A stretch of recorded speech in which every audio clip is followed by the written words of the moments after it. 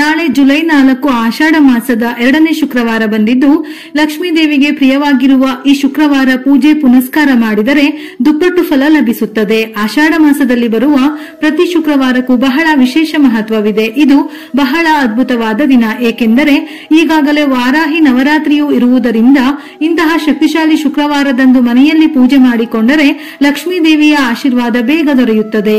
ಆಷಾಢ ಶುಕ್ರವಾರದಂದು ಪ್ರತಿಯೊಬ್ಬರೂ ಮನೆಯಲ್ಲಿ ಪೂಜೆ ಮಾಡಿದರೆ ಬಹಳ ಶ್ರೇಷ್ಠ. ಈ ದಿನ ಮಾಡುವ ಪೂಜೆಗಳಿಂದ ವಿಶೇಷ ಪುಣ್ಯ ಫಲವನ್ನು ಪಡೆಯಬಹುದು.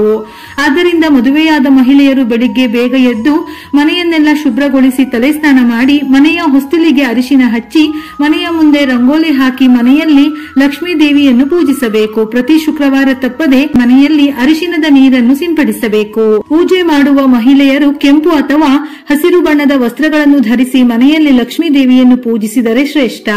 ಹಾಗೆಯೇ ಮದುವೆ ಆದವರು ತಪ್ಪದೆ ಕಾಲುಗಳಿಗೆ ಅರಿಶಿನ ಹಚ್ಚಿಕೊಂಡು ಬೈತಲೆಯಲ್ಲಿ ಕುಂಕುಮ ಇಟ್ಟುಕೊಂಡು ಲಕ್ಷ್ಮೀ ದೇವಿಯನ್ನು ಪೂಜಿಸಬೇಕು. ಆಗ ಮಾತ್ರ ನಿಮ್ಮ ಪೂಜೆಗಳಿಗೆ ದ್ವಿಗುಣ ಪುಣ್ಯ ಫಲ ಸಿಗುತ್ತದೆ. ಮನೆಯಲ್ಲಿ ಪೂಜೆ ಪ್ರಾರಂಭಿಸುವ ಮೊದಲು ದೇವರ ಮನೆಯಲ್ಲಿ ಒಂದು ರಂಗೋಲಿ ಹಾಕಿ ಗುಲಾಬಿ ಹೂವುಗಳಿಂದ ಲಕ್ಷ್ಮೀ ದೇವಿಯನ್ನು ಅಲಂಕರಿಸಿಕೊಳ್ಳಿ. ಪ್ರತಿ ಶುಕ್ರವಾರ ತಪ್ಪದೆ ಹಸುವಿನ ತುಪ್ಪದಿಂದ ದೀಪಾರಾಧನೆ ಮಾಡಬೇಕು. ಹಸುವಿನ ತುಪ್ಪದಿಂದ ದೀಪ ಬೆಳಗಿಸಿ ಲಕ್ಷ್ಮೀ ದೇವಿಗೆ ನಮಸ್ಕರಿಸಿದರೆ ಬೇಡಿಕೊಂಡ ಎಲ್ಲಾ ಆಸೆಗಳು ತಕ್ಷಣವೇ ಈಡೇರುತ್ತದೆ.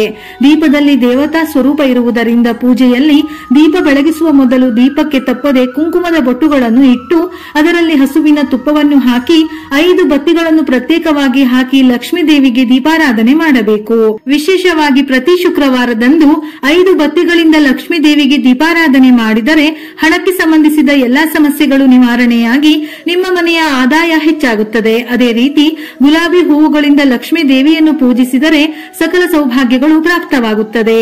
ಈ ಶುಕ್ರವಾರದಂದು ಲಕ್ಷ್ಮೀ ದೇವಿಗೆ ಕೆಲವು ವಸ್ತುಗಳನ್ನು ಸಮರ್ಪಿಸಿದರೆ ಮಹಾಲಕ್ಷ್ಮೀ ದೇವಿ ಬಹಳ ಸಂತೋಷಗೊಂಡು ನಿಮ್ಮ ಮನೆಯಲ್ಲಿ ಕನಕ ವೃಷ್ಟಿಯಾಗುತ್ತದೆ. ನಾಳೆಯ ದಿನ ಮನೆಯಲ್ಲಿ ಪೂಜೆ ಮಾಡುವವರು ಲಕ್ಷ್ಮೀ ದೇವಿಗೆ ನೈವೇದ್ಯವಾಗಿ ಹಾಲಿನಿಂದ ಮಾಡಿದ ಪಾಯಸವನ್ನು ಅರ್ಪಿಸಬೇಕು. ಆಷಾಢ ಶುಕ್ರವಾರದಂದು ಮನೆಯಲ್ಲಿ ಹಾಲು ಉಕ್ಕಿಸಿದರೆ ನಿಮ್ಮ ಮನೆಗೆ ಲಕ್ಷ್ಮೀ ದೇವಿ ಪ್ರವೇಶಿಸಿದಂತೆ. ಆದ್ದರಿಂದ ಈ ಆಷಾಢ ಶುಕ್ರವಾರದಂದು ಮನೆಯಲ್ಲಿ ಹಾಲು ಉಕ್ಕಿಸಿ ಆ ಹಾಲಿನಿಂದಲೇ ಲಕ್ಷ್ಮೀ ದೇವಿಗೆ ನೈವೇದ್ಯವನ್ನು ತಯಾರಿಸಿ. ಈ ದಿನ ಲಕ್ಷ್ಮೀ ದೇವಿಗೆ ಪಾಯಸವನ್ನು ಅರ್ಪಿಸಿದರೆ ಈ ವರ್ಷ ಪೂರ್ತಿ ಧನ ಧಾನ್ಯಗಳಿಗೆ ಕೊರತೆ ಇಲ್ಲದೆ ನಿಮ್ಮ ಮನೆಯೆಲ್ಲ ಐಶ್ವರ್ಯದಿಂದ ಕೂಡಿರುತ್ತದೆ. ಇದರ ಜೊತೆಯಲ್ಲಿ ಚಿತ್ರಾನ್ನ, ಕೋಸಂಬರಿ, ಪಂಚಾಮೃತವನ್ನು ಅರ್ಪಿಸಬಹುದು. ಇಲ್ಲವೆಂದರೆ ಹಸಿ ಹಾಲಿನ ಜೊತೆ ಬೆಲ್ಲವನ್ನು ಅರ್ಪಿಸಬಹುದು. ಕೆಂಪು ಬಣ್ಣದ ಮಣ್ಣಿನ ಬಳೆಗಳು ಎಂದರೆ ಲಕ್ಷ್ಮೀ ದೇವಿಗೆ ಬಹಳ ಪ್ರಿಯವಾದವು. ಆದ್ದರಿಂದ ಈ ಶುಕ್ರವಾರದಂದು ಲಕ್ಷ್ಮೀ ದೇವಿಯನ್ನು ಪೂಜಿಸುವ ಮಹಿಳೆಯರು ಕೆಂಪು ಬಣ್ಣದ ಗಾಜಿನ ಬಳೆಗಳನ್ನು ಲಕ್ಷ್ಮೀ ದೇವಿಗೆ ಸಮರ್ಪಿಸಿ. ಇದರಿಂದ ಅಮ್ಮನವರ ಸಂಪೂರ್ಣ ಅನುಗ್ರಹ ದೊರೆಯುತ್ತದೆ. ಹಾಗೆಯೇ ಲಕ್ಷ್ಮೀ ದೇವಿಗೆ ಅತ್ಯಂತ ಪ್ರಿಯವಾದವುಗಳಲ್ಲಿ ವೀಳ್ಯದೆಲೆಗಳು ಒಂದು. ಲಕ್ಷ್ಮೀ ದೇವಿ ಸಂಪತ್ತಿನ ಅಧಿದೇವತೆ. ಹಾಗಾಗಿ ಲಕ್ಷ್ಮೀ ದೇವಿಗೆ ವೀಳ್ಯದೆಲೆಗಳನ್ನು ಸಮರ್ಪಿಸಿದರೆ ನಿಮ್ಮ ಮನೆಗೆ ಐಶ್ವರ್ಯದ ಕೊರತೆ ಇಲ್ಲದೆ ನಿಮ್ಮ ಮನೆಯ ಆದಾಯ ವಿಪರೀತವಾಗಿ ಹೆಚ್ಚಾಗುತ್ತದೆ. ವೀಳ್ಯದೆಲೆಯ ಜೊತೆಗೆ ಅಡಿಕೆ, ಲವಂಗ, ಏಲಕ್ಕಿ ಇಟ್ಟು ಪೂಜಿಸುವುದು ಕೂಡ ತುಂಬಾ ಶ್ರೇಷ್ಠ. ಅಂತಿಮವಾಗಿ ಲಕ್ಷ್ಮೀ ದೇವಿಗೆ ಆರತಿ ಸಮರ್ಪಿಸಿ 5 ಪ್ರದಕ್ಷಿಣೆಗಳನ್ನು ಮಾಡಿ ತಲೆಯ ಮೇಲೆ ಅಕ್ಷತೆಯನ್ನು ಹಾಕಿಕೊಂಡು ಲಕ್ಷ್ಮೀ ದೇವಿಗೆ ಭಕ್ತಿಪೂರ್ವಕವಾಗಿ ನಮಸ್ಕರಿಸಿಕೊಳ್ಳಿ. ಈ ರೀತಿ ಆಷಾಢ ಶುಕ್ರವಾರದಂದು ಸುಲಭವಾಗಿ ಲಕ್ಷ್ಮೀ ದೇವಿಯನ್ನು ಪೂಜಿಸಿ ಲಕ್ಷ್ಮೀ ದೇವಿಯ ಆಶೀರ್ವಾದವನ್ನು ಪಡೆದುಕೊಳ್ಳಿ. ನೀವು ಯಾವುದೇ ಸಮಸ್ಯೆಯಿಂದ ಬಳಲುತ್ತಿದ್ದರೆ ಈ ಶುಕ್ರವಾರದಂದು ಸಂಜೆಯ ಸಮಯದಲ್ಲಿ ದೇವರ ಮನೆಯಲ್ಲಿ ಲಕ್ಷ್ಮೀ ದೇವಿಯನ್ನು ಪ್ರಾರ್ಥಿಸಿ ಪಂಚಮುಖಿ ದೀಪವನ್ನು ಬೆಳಗಿಸಿ. ಅಂದರೆ 5 ದೀಪಗಳಿಂದ ಲಕ್ಷ್ಮೀ ದೇವಿಯನ್ನು ಪೂಜಿಸಬೇಕು. ಇದರಿಂದ ನಿಮ್ಮ ಎಲ್ಲಾ ಸಮಸ್ಯೆಗಳು ತಕ್ಷಣವೇ ನಿವಾರಣೆಯಾಗುತ್ತದೆ. ನಾಳೆ ಬೆಳಗಿನ ಪೂಜೆ 11:30 ಒಳಗೆ ಮಾಡುವುದಿದ್ದರೆ ತಪ್ಪದೆ ತುಳಸಿಯನ್ನು ಪೂಜಿಸಿ. ಇಲ್ಲವೆಂದರೆ ಸಂಜೆ ಪೂಜಿಸಿ. ನಾಳೆ ಬೆಳಿಗ್ಗೆ ತುಳಸಿಯನ್ನು ಪೂಜಿಸುವ ಮೊದಲು ಶುದ್ಧವಾದ 1 ಲೋಟ ನೀರಿಗೆ ಚಿಟಿಕಿ ಅರಿಶಿನ, ಸ್ವಲ್ಪ ಬೆಲ್ಲವನ್ನು ಸೇರಿಸಿ ತುಳಸಿಗೆ ಆ ನೀರನ್ನು ಅರ್ಪಿಸಬೇಕು. ಇದರಿಂದ ವಿಷ್ಣು ಸಮೇತ ಲಕ್ಷ್ಮಿಯ ಅನುಗ್ರಹ ಲಭಿಸುತ್ತದೆ. ಮುಕ್ಕೋಟಿ ದೇವರುಗಳ ಅನುಗ್ರಹ ಪ್ರಾಪ್ತಿಯಾಗುತ್ತದೆ. ನಿಮ್ಮ ಮನೆಯಲ್ಲಿ ಸಂಪತ್ತು ವೃದ್ಧಿಯಾಗಿ ಹಣದ ಕೊರತೆ ಇರುವುದಿಲ್ಲ. ತುಳಸಿಯನ್ನು ಪೂಜಿಸಿದರೆ ದುಪ್ಪಟ್ಟು ಫಲ ಸಿಗುತ್ತದೆ. ಅದರಲ್ಲೂ ಶುಕ್ರವಾರ, ಆಷಾಢ ಶುಕ್ರವಾರದ ದಿನ ತುಳಸಿಯನ್ನು ಪೂಜಿಸಿದರೆ ಸಿರಿ ಸಂಪತ್ತುಗಳ ಜೊತೆ ಅಷ್ಟೈಶ್ವರ್ಯ ಪ್ರಾಪ್ತಿಯಾಗುತ್ತದೆ.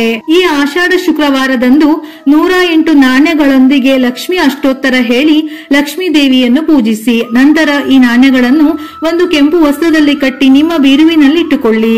ಲಕ್ಷ್ಮಿ ಕಟಾಕ್ಷ ಖಂಡಿತವಾಗಿಯೂ ಲಭಿಸುತ್ತದೆ. ಇನ್ನು ಮದುವೆಯಾದ ಮಹಿಳೆಯರು ತಮ್ಮ ತವರು ಮನೆಯಿಂದ 2 ಪುಟ್ಟದಾದ ಬೆಳ್ಳಿ ಅಥವಾ ಮಣ್ಣಿನ ದೀಪವನ್ನು ತಂದು ಅದರಿಂದ ಪ್ರತಿದಿನ ದೀಪಾರಾಧನೆ ಮಾಡಿದರೆ ನಿಮ್ಮ ಕುಟುಂಬಕ್ಕೆ ಅಷ್ಟೈಶ್ವರ್ಯಗಳು ಲಭಿಸುತ್ತವೆ. ಅದೇ ರೀತಿ ಪ್ರತಿಯೊಬ್ಬರ ದೇವರ ಮನೆಯಲ್ಲಿ ತಪ್ಪದೆ ಲಕ್ಷ್ಮೀ ದೇವಿಯ ವಿಗ್ರಹವನ್ನು ಇಟ್ಟುಕೊಳ್ಳಬೇಕು. ಚಿಕ್ಕ ಗಾತ್ರದ ಅಂದರೆ ನಿಮ್ಮ ಮುಷ್ಟಿಯಷ್ಟು ಎತ್ತರವಿರುವ ವಿಗ್ರಹವನ್ನು ಮಾತ್ರ ತಂದು ಪ್ರತಿ ಶುಕ್ರವಾರದಂದು ಹಾಲಿನಿಂದ ಲಕ್ಷ್ಮೀ ದೇವಿಗೆ ಅಭಿಷೇಕ ಮಾಡಿದರೆ ಅಥವಾ ಹಾಲಿನ ನೈವೇದ್ಯ ಮಾಡಿ ಪೂಜಿಸಿದರೆ ಲಕ್ಷ್ಮೀ ದೇವಿ ಬಹಳ ಸಂತೋಷಗೊಂಡು ನಿಮ್ಮ ಕುಟುಂಬಕ್ಕೆ ಆಯುರ ಆರೋಗ್ಯಗಳನ್ನು ಅಷ್ಟೈಶ್ವರ್ಯಗಳನ್ನು ಪ್ರಸಾದಿಸುತ್ತಾಳೆ. ಇನ್ನು ಮದುವೆಯಾದ ಮಹಿಳೆಯರು ತಪ್ಪದೆ ಲಕ್ಷ್ಮೀ ದೇವಿಯ ರೂಪವಿರುವ ಉಂಗುರವನ್ನು ಬಲಗೈ ಬೆರಳಿಗೆ ಧರಿಸಿದರೆ ನಿಮ್ಮ ಮನೆಯಲ್ಲಿ ಧನದ ಹರಿವು ವಿಪರೀತವಾಗಿ ಹೆಚ್ಚಾಗುತ್ತದೆ. ನಿಮ್ಮ ಮನೆಯ ಆದಾಯ ಹೆಚ್ಚಾಗಿ ಸುಖ ಸಂತೋಷ ಸಮೃದ್ಧಿಯಿಂದ ಕೂಡಿರುತ್ತದೆ. ಈ ಆಷಾಢ ಶುಕ್ರವಾರದಿಂದ ಪ್ರಾರಂಭಿಸಿ 40 ದಿನಗಳ ಕಾಲ ಪ್ರತಿ ಶುಕ್ರವಾರ ಕಮಲ ಅಥವಾ ಮಲ್ಲಿಗೆ ಹೂವಿನಿಂದ ಕನಕಧಾರ ಸ್ತೋತ್ರ ಪಾರಾಯಣ ಮಾಡಿದರೆ ಇನ್ನೂ ಶ್ರೇಷ್ಠ. ಕನಕಧಾರ ಸ್ತೋತ್ರವನ್ನು ಪಾರಾಯಣ ಮಾಡಿದರೆ ನಿಮ್ಮ ಮನೆಯಲ್ಲಿ ಪ್ರತಿಯೊಂದು ಇಷ್ಟಾರ್ಥಗಳು ಈಡೇರುವುದರ ಜೊತೆಗೆ ಸಂಪತ್ತು ವೃದ್ಧಿಯಾಗುತ್ತದೆ. ಹಾಗೆಯೇ ಈ ಆಷಾಢ ಶುಕ್ರವಾರದಂದು ಬಿಳಿ ವಸ್ತುಗಳನ್ನು ಬಡವರಿಗೆ ದಾನ ಮಾಡಿದರೆ ವಿಶೇಷ ಪುಣ್ಯ ಫಲ ಲಭಿಸುತ್ತದೆ. ಬಿಳಿ ವಸ್ತುಗಳು ಎಂದರೆ ಅಕ್ಕಿ, ಹಾಲು, ಮೊಸರು, ಬಿಳಿ ಬಣ್ಣದ ವಸ್ತ್ರಗಳು. ಈ ರೀತಿ ಬಿಳಿ ವಸ್ತುಗಳನ್ನು ದಾನ ಮಾಡಿದರೆ ಲಕ್ಷ್ಮೀ ದೇವಿಯ ಅನುಗ್ರಹ ತಕ್ಷಣವೇ ಲಭಿಸುತ್ತದೆ.